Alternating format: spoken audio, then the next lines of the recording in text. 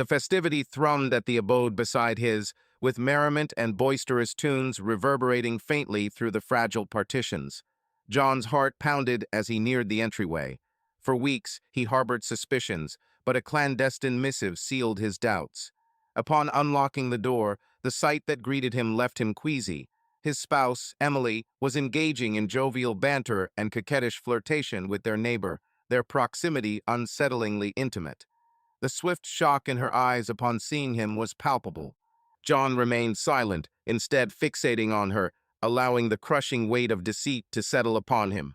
As he departed, the gathering appeared to persist at a snail's pace, his thoughts racing with bleak conjectures.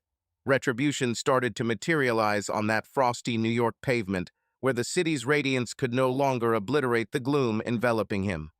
What he would do next would irrevocably alter everyone's lives. Routines were John's modus operandi. 38 years old, John had carved a reputable career as a lawyer in New York, fueled by relentless determination and rigid morals. He took pride in being a dedicated husband and father. Emily, his spouse, was a well-respected art teacher at public schools for her friendly demeanor and infectious smile. They dwelled in a tranquil apartment on the Upper West Side, escaping the metropolitan pandemonium. Their 12-year marriage was often held up as an epitome of perfect partnership. Their son, Lucas, age 8, was intelligent and spirited. John and Emily consistently prioritized him, attending all school events and sports activities. Life appeared to adhere to a flawless narrative until subtle fissures emerged.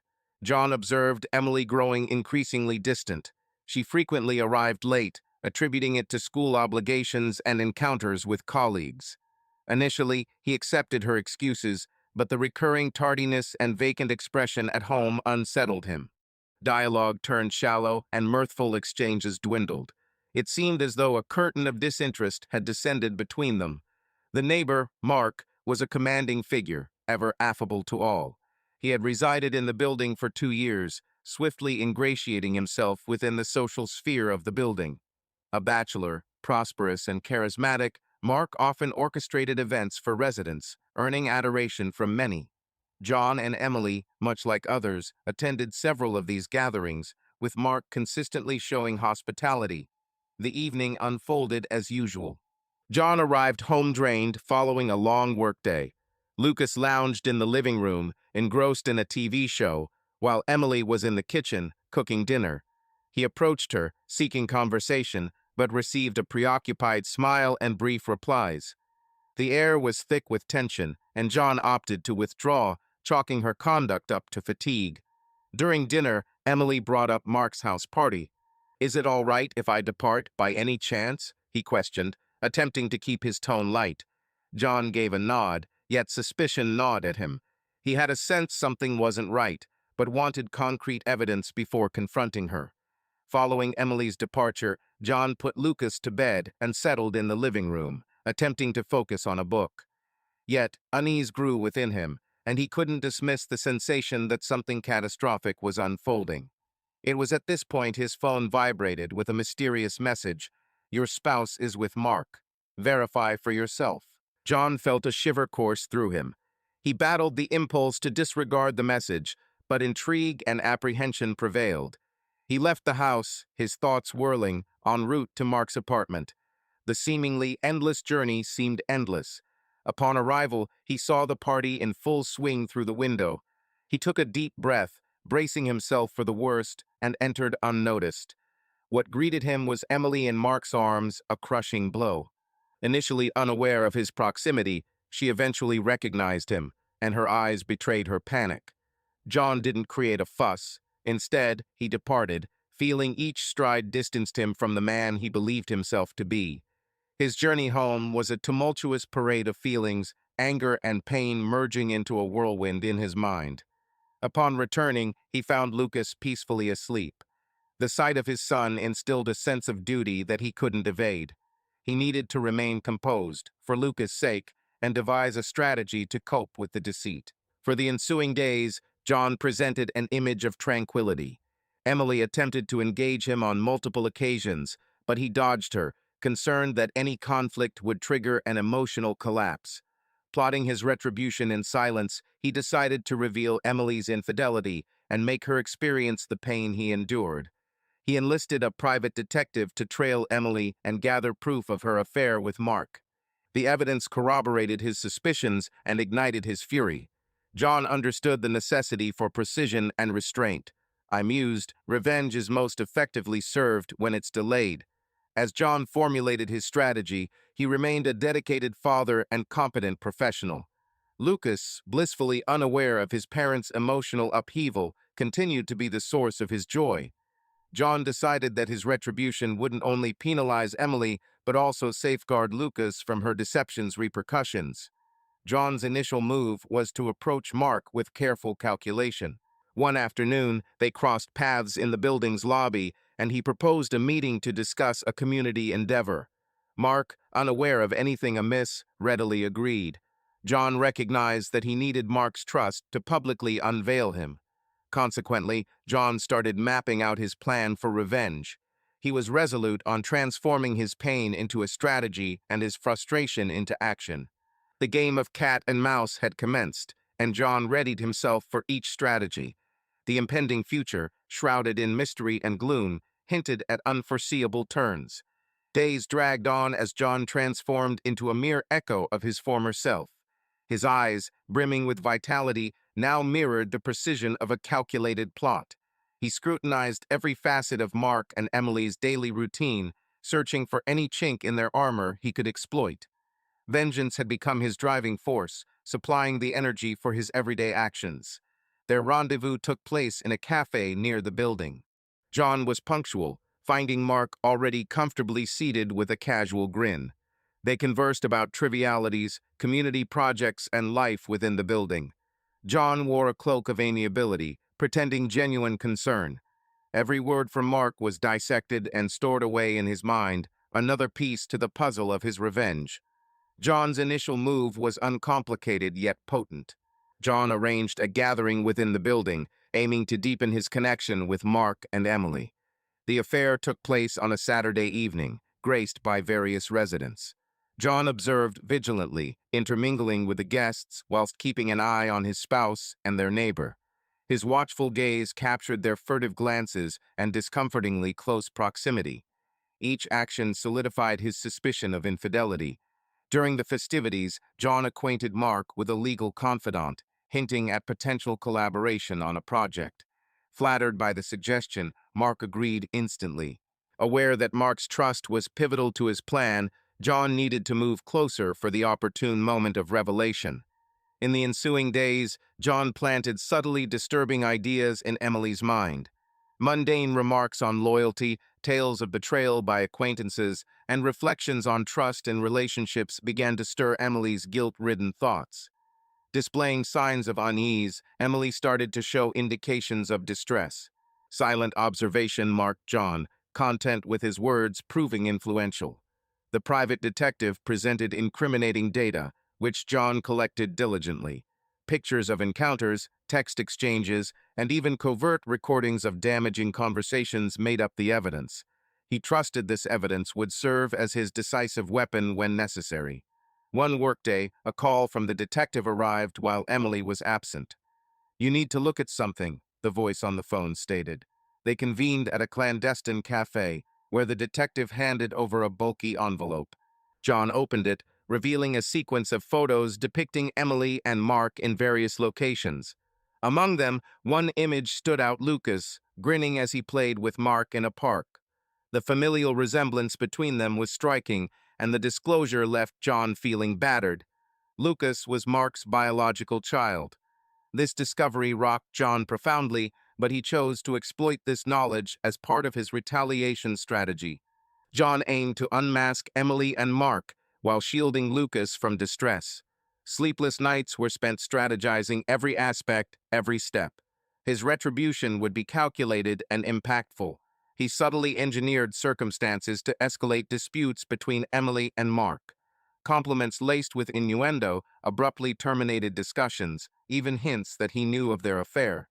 Emily displayed signs of unease, while Mark, though seemingly assured, also showed apprehension.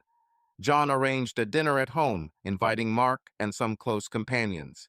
Throughout the meal, he subtly brought up loyalty's significance and the devastation betrayal can inflict on a family. Emily nearly spilled her wine, and Mark struggled to mask his discomfort. The tension was intense. John sensed the climax was near and needed to be ready. The opportune moment presented itself when Mark invited John to an out-of-town business gathering. Together they journeyed, allowing John to foster his bond of trust with his fellow traveler, Mark. On this trip, he inquired about Mark's personal life, aiming to collect data beneficial for future use. Unaware that each word was ammunition, Mark shared stories of past relationships and future aspirations. Back in New York, John stepped up his tactics, leaving coded messages for Emily hinting at concealed knowledge. This only served to wear down Emily's resolve, making her vulnerable. Her disappearances multiplied, and her alibis weakened. Ultimately, John deemed it prudent to make his final play. He orchestrated a gathering with Mark and Emily under the pretext of discussing a crucial project at their shared neighbor's residence. Arriving ahead, John surreptitiously set up hidden cameras to document everything. Upon Emily's arrival, John observed her unease. In contrast, Mark appeared self-assured, holding the conviction that he managed the predicament. During the meeting, John presented them with the incriminating evidence he had amassed. Photos, messages, and recordings were scattered on the table, each one more damning than the last. Emily crumpled in tears, while Mark attempted to defend his conduct. John maintained composure, observing impassively as the truth was gradually exposed. However, the decisive blow came with the disclosure about Lucas. "You believe you can wreck my life and escape unscathed," John retorted, his voice even and measured. "Lucas is your son, Mark, and I have the proof to expose this fact to everyone." The reaction was catastrophic. Emily was overwhelmed by guilt and shame, while Mark turned pale, speechless, recognizing the magnitude of his actions. John departed from his neighbor's house, feeling a peculiar sense of fulfillment. Retribution was imminent, and he knew the consequences would be severe. In that instant, he savored the first hint of triumph, yet there was still much to accomplish for justice. The room echoed with Emily's sobs and the faint hum of New York traffic in the distance. John stood unmoving, his gaze cold and analytical, surveying the turmoil he had incited. Desperately seeking comfort or understanding, Emily looked at Mark, her voice trembling, almost a whisper. "You knew all along." Nodding slowly, John admitted, "Yes, I was aware, and I let you continue on this path. What shocked me was the depth of your deceit." Attempting to regain control, Mark tried to reason. "John, we can find a resolution. Consider Lucas, he shouldn't be drawn into this mess." John responded with a hollow laugh. "Lucas is the only reason I delayed my exposure of the truth. But now you leave me no alternative. You have shattered our family, Mark." The atmosphere in the room was heavy as John accused Emily. "You ruined everything." As John stepped back from her attempt to approach him, Emily filled with tears once more. "I was confused, John," she pleaded. "Mark deceived me, I thought." "You believed I no longer loved you," John retorted disbelievingly. "Didn't you love me anymore?" he questioned. "You suspected I didn't love you, and yet you chose to be unfaithful with the neighbor. Moreover, it wasn't merely a betrayal. You gave birth to his child and made me believe Lucas was mine." Attempting to calm the situation, Mark interjected, "John, Emily is right. It was a terrible mistake, but we can't let this tear us apart. We can find a way to move past this." John glared at Mark with frosty hostility. "Move on? Do you truly believe there's a move on after what you've done?" John's anger was palpable, yet he maintained composure. "Do you believe you can devastate my family and escape unscathed, Mark?" he declared, not with intent to kill, but to make him feel as I did. "I want you to witness your life disintegrating, much like mine did." Mark attempted to reason, but John silenced him. "You must depart from this city, vanish from our existence. If you dare cross me in any way, the proof of this treachery will reach the right authorities. Your reputation, career, everything you've constructed will vanish." Emily fell on her knees, pleading for pardon. John, spare us. Consider Lucas. He needs us. John looked at her with a blend of sadness and fury. Lucas is the sole reason I'm giving you a chance, but I will never trust you again. Our bond will forever be altered. Turning to Mark one last time, he said, "You have until the end of the week to depart from here. If I find you in New York later, the repercussions will be severe." Mark acknowledged, crestfallen, understanding John wasn't joking. "I'll depart. My word is my bond." John remained silent, collecting the evidence from the table and exiting Mark's house, leaving a path of emotional wreckage in his wake.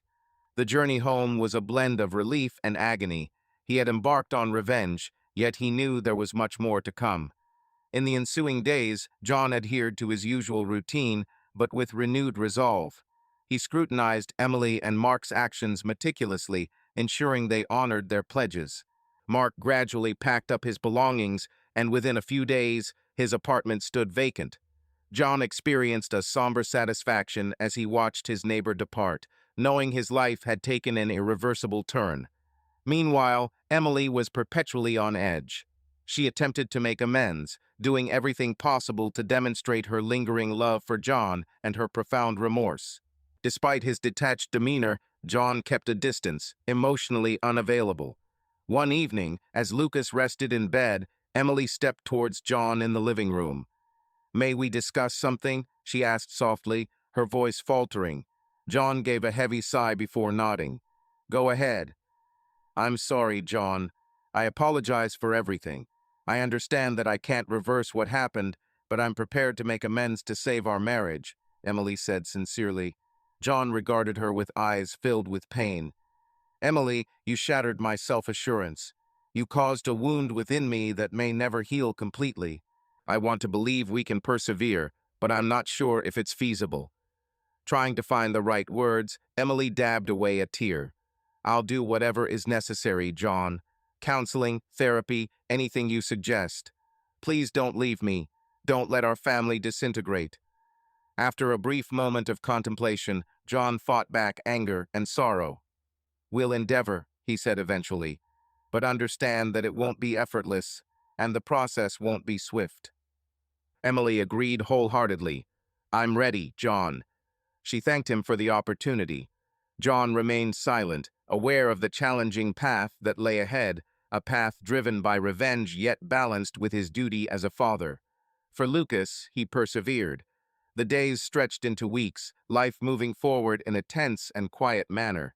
John immersed himself in work while pouring every spare moment into Lucas, seeking to create some semblance of normality amidst the disorder that had come to define his existence. Emily, on her part, invested herself entirely in regaining John's trust, participating in every therapy session and striving to mend the damages caused. The therapeutic process started with individual sessions where both could express their feelings and resentments freely, without fear of judgment. The seasoned and composed therapist assisted John in managing his anger and bitterness, whilst Emily focused on deciphering her actions and driving forces. Joint sessions proved challenging due to their demanding honesty and harsh confrontations. Reluctant at first, John gradually observed small transformations in Emily. She appeared genuinely remorseful and determined to mend the relationship. Yet, the torment of betrayal and revelation about Lucas persistently burdened his heart, hindering full disclosure. Concurrently, John kept tabs on Mark's condition, unveiling that Mark had relocated to a secluded town away from New York. Trying to rebuild his life brought some respite, but emotional wounds would linger.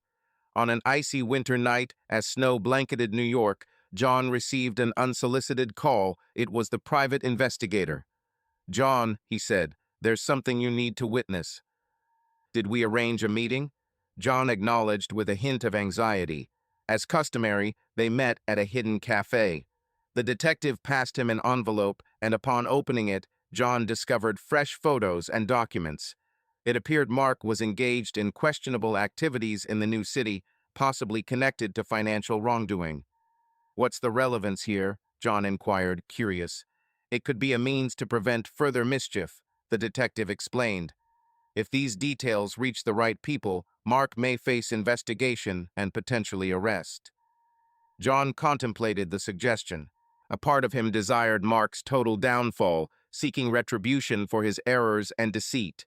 Yet, he also recognized the need to prioritize his life and rebuild his family's remnants. He made a decision. He delivered the information to the appropriate authorities, ensuring Mark was scrutinized. The sense of justice, though frigid, offered him a brief respite. John was convinced he was acting justly, not only for himself, but to prevent Mark from causing harm to others. With Mark out of the way, John focused entirely on Emily and Lucas. Therapy yielded noticeable improvements. Emily revealed aspects of herself she had never shared before, including deep apprehensions, insecurities, and remorse. John reciprocated by exposing his own hurt and annoyances. One evening, while they were both in the living room, Emily grasped John's hand. "I acknowledge that I have done something unforgivable, and I understand if you can never completely forgive me. Yet, I want you to know that I have always loved you, and I will strive to demonstrate it daily." John gazed at her, perceiving honesty in her gaze. "I love you too, Emily, and this pain is so intense because of it, but I am ready to try, for us and for Lucas." They embraced, a seemingly small act yet filled with profound significance. The healing process commenced for John and Emily, a vital phase in restoring trust and affection damaged earlier. In the ensuing months, they devoted themselves relentlessly to mending their relationship. Therapy persisted, coupled with daily attempts to re-establish connection. Meanwhile, Lucas thrived under his parents' renewed focus and affection. Despite John achieving revenge and gaining a sense of justice, he realized that inner peace was elusive. He understood the necessity of learning forgiveness, letting go of resentment, and finding a way to love unreservedly again. The pinnacle of their journey wasn't an outburst of emotions, but a tranquil realization of life's complexity and subtlety. Beyond salvaging their marriage, John and Emily were redefining themselves and forging a new joint course. As time progressed, life found a fresh beat. John and Emily, progressing through recovery, endeavored to reconstruct their relationship. Lucas, cheerful and unburdened, served as an inspiration that the struggle was valuable. John understood that trust would not miraculously return, but each incremental advancement held significance.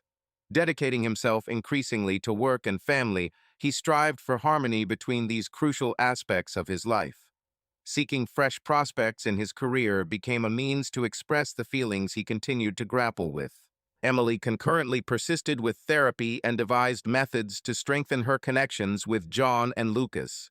One particular morning, as John prepared for another workday, he received a message from Mark. Alarmed, he hesitated before reading the text. Mark was in distress, pleading for one final meeting. Despite his reservations, John agreed to the rendezvous. They convened in a cafe beyond the city limits, shielded from familiar gazes. Mark appeared worn out, with dark circles under his eyes and a despairing expression. He started, "John, I don't have the right to ask, but I need your assistance." John stood firm, keeping a neutral facade. "Why should I aid you, Mark? Considering all that we've been through." Mark sighed, raking his fingers through his hair.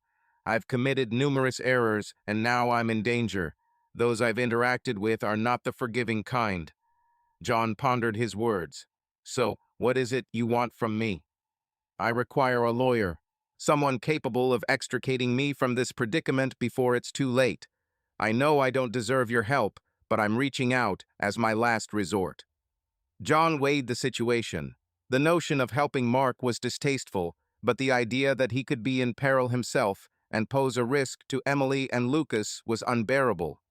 "All right," he said at last. "I'll assist you, yet understand this doesn't alter our relationship. I'm acting for my family's protection." Mark acknowledged gratefully. "Thank you, John. I'll do whatever necessary to rectify my mistakes." From then on, John took part in Mark's defense, employing his abilities to ensure a swift and just resolution. He consistently updated Emily about the progress, ensuring she was aware of their family's safety being his top concern. While dealing with Mark's case, John discovered something significant. Through this process, he was finding a new approach to manage his anger and resentment. Aiding Mark, in spite of everything, was helping him handle his emotions more healthily. Seeing John's dedication to resolving the issue, Emily felt drawn closer to him. She recognized he was still hurting, but John's determination to confront the problem directly was a sign that he was attempting to heal. Therapy remained an essential aspect of their lives. John and Emily delved into the root causes of their relationship's troubles, examining what had led them there and seeking methods to prevent future errors. John came to understand that mending his marriage wasn't merely about pardoning Emily, but also about forgiving himself for missing the signs and failing to prevent the deceit.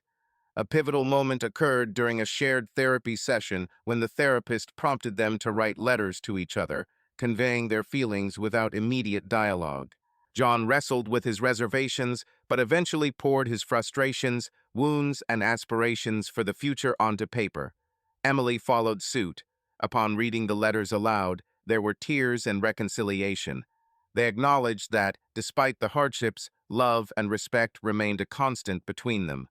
Letters symbolized their shared journey, signifying their readiness to battle for what truly mattered. Simultaneously, Mark sorted out his legal predicaments with John's assistance. He departed the town permanently, swearing never to intrude in John and Emily's lives again.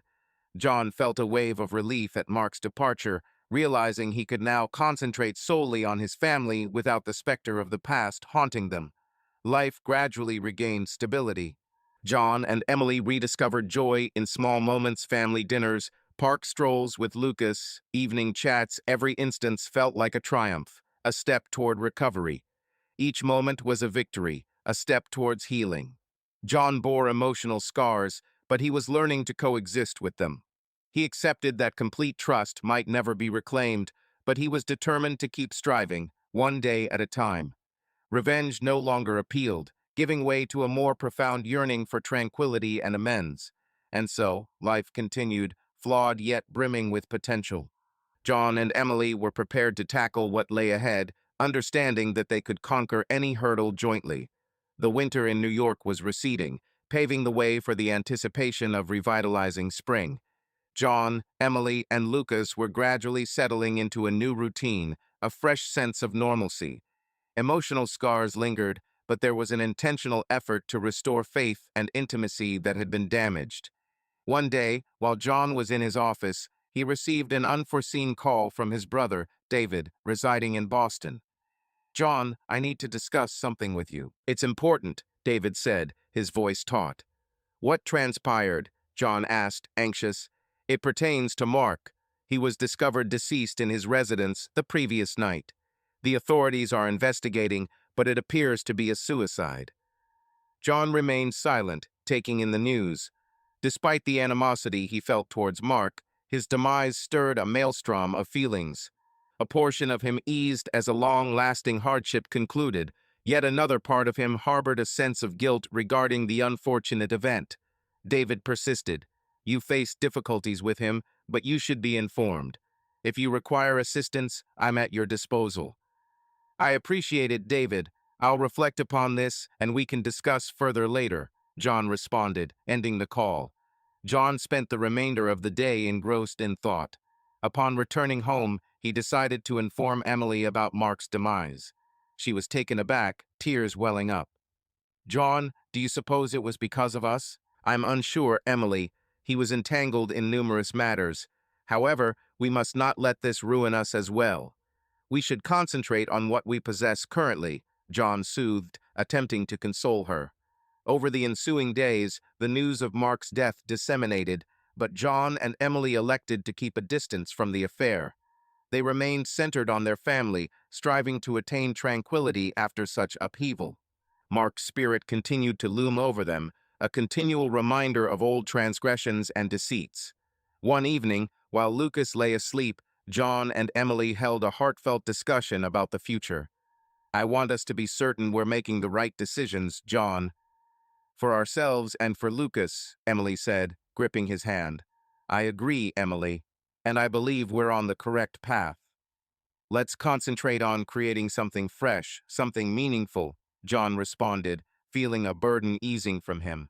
As months went by, the family started to find their footing. Therapy assisted in resolving numerous problems, and John and Emily rekindled their affection for each other. In an attempt to start anew, they chose to relocate to a new residence, away from the distressing recollections of the past. Lucas was thrilled about the shift, eager to delve into a novel setting. The new dwelling was expansive and filled with light, representing a fresh start. John and Emily worked hard on building new experiences together, aiming to enhance their relationship and offer a joyful life for Lucas. Yet, destiny held one final surprise. One morning, while organizing boxes in their new home, John stumbled upon an unmarked envelope addressed to him. Upon opening it, he found a letter penned by Mark prior to his demise. "John, should you be reading this now, it signifies my life has reached its end. I do not request forgiveness, but I feel compelled to disclose the truth. I was compelled to make regrettable choices and got entangled with harmful individuals. My existence grew unbearable, and death seemed like the only escape. However, there is crucial information you must understand. Emily remained unaware that Lucas was my son. This was a choice I made singularly, driven by fear of losing everything. She was blameless in numerous aspects, and the burden of the truth was solely mine to bear. I implore you to safeguard her and Lucas." Move ahead, free from the weight of the past, was the advice that resonated with Mark John. The revelation added an extra dimension to their shared predicament. Emily, in many aspects, was as much a casualty of circumstances as him. A sense of relief and melancholy washed over John, but it also ignited a fresh resolve to proceed. That very evening, he handed her the letter. With quiet sobs, she read it. "I had no idea, John. I truly didn't. I trust you," John assured her, embracing her. "This situation only underscores our course of action. We must move on together." Days turned into weeks, and life found a rhythm in their new abode. John and Emily focused on rebuilding their relationship, forging something more robust and authentic. Unaware of adult intricacies, Lucas flourished under the affectionate care of his parents. The tale of John, Emily, and Mark was interwoven with love, deceit, and forgiveness. John's initial quest for retribution morphed into a pilgrimage of pardoning and self-exploration. The unfortunate demise of Mark acted as a spark for genuine healing. Consequently, under the crystal-clear springtime sky, the family uncovered the tranquility they had yearned for. Despite bearing scars, they were assured that, united, they could conquer any hardship. Life persisted, with its imperfections, yet brimming with novel prospects.